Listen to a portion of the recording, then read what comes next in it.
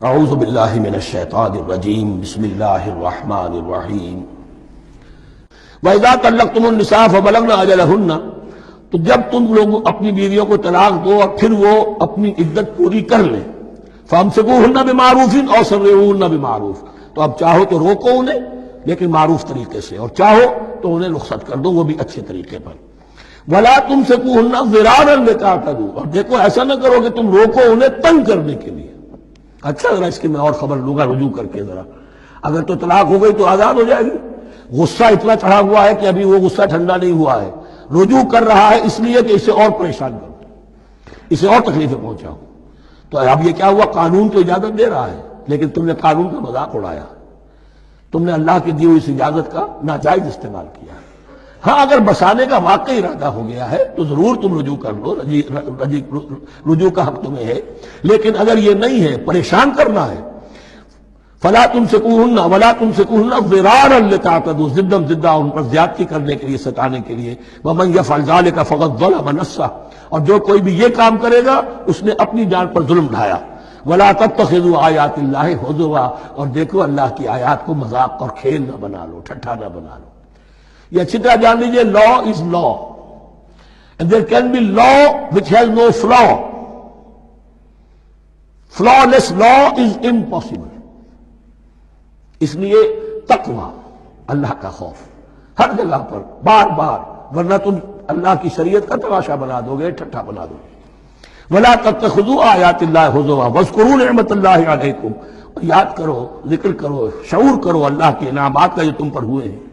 وَمَا أَنزَلَ عَلَيْكُم مِّنَ الْكِتَابِ وَالْحِكْمَةِ، اور جو اس نے نازل فرما دی ہے تم پر اپنی کتاب، اپنی شریعت اور حکمت، یعظکم بہ، اس کے ذریعے سے تمہیں نصیحت کر رہا ہے، سیدھا راستہ بتا رہا ہے۔ واتقوا اللہ، اللہ کا تقوی اختیار کرو۔ وَاعْلَمُوا أَنَّ اللَّهَ بِكُلِّ شَيْءٍ عَلِيمٌ، اور جان لو کہ اللہ تعالیٰ کو ہر چیز کا حقیقی علم حاصل ہے۔ وَإِذَا طَلَّقْتُمُ النِّسَاءَ فَبَلَغْنَ أَجَلَهُنَّ فَلَا تَعْضُلُوهُنَّ أَن يَنكِحْنَ أَزْوَاجَهُنَّ إِذَا تَرَاضَوْا بَيْنَهُم بِالْمَعْرُوفِ، اور جب تم عورتوں کو، اپنی عورتوں کو طلاق دے دو پھر وہ اپنی عدت پوری کر لیں، تو مت آڑے آؤ اس میں کہ وہ عورتیں پھر نکاح کر لیں اپنے سابق ازواج سے، اذا تراضوا بینہم بالمعروف، جبکہ وہ آپس میں رضامند ہو جائیں بھلے طریقے پر۔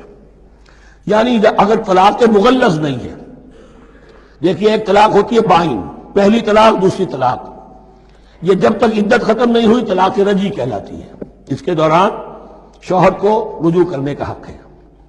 عدت پوری ہو گئی، اب یہ بائن ہو گئی، اب شوہر اور بیوی کا جو رشتہ ہے ٹوٹ گیا۔ اب اگر نکاح ہوگا تو دوبارہ ہوگا، اس میں عورت کی مرضی کو دخل ہے، عدت کے اندر عورت کی مرضی کو دخل نہیں ہے، لیکن عدت کے بعد اب عورت کو اختیار ہے، اب تو نکاح ثانی ہوگا، سوائے طلاق مغلظ کے۔ تیسری طلاق اگر ہو گئی ہے تو پھر جب تک اس کا نکاح کسی اور سے نہ ہو جائے، وہ بھی طلاق دے دے، تو ان کے درمیان نکاح نہیں ہو سکتا۔ گویا کہ یہ دو طلاقوں کے بعد اگر پھر یہ لوگ، جبکہ طلاق بائن ہو چکی ہو، وہی عورت وہی مرد پھر نکاح کرنا چاہیں تو اب تم آڑے مت آؤ۔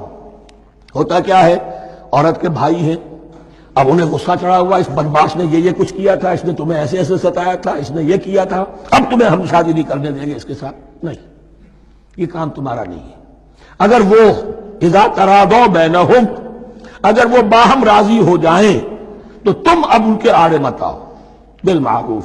ذالک یوعظ بہ من کان منکم یؤمن باللہ والیوم الآخر، یہ وہ چیزیں ہیں جن کی نصیحت کی جا رہی ہے تم میں سے ان کو جو واقعتاً ایمان رکھتے ہو اللہ پر اور یوم آخر پر۔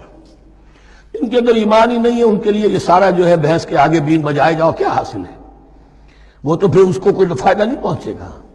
ذالک یوعظ بہ من کان منکم یؤمن باللہ والیوم الآخر ذالکم ازکی لکم واطہر، یہ طریقے جو ہیں تمہارے لیے زیادہ پاک ہیں، زیادہ عمدہ ہیں۔ واللہ یعلم وانتم لا تعلمون، اللہ جانتا ہے تم نہیں جانتے۔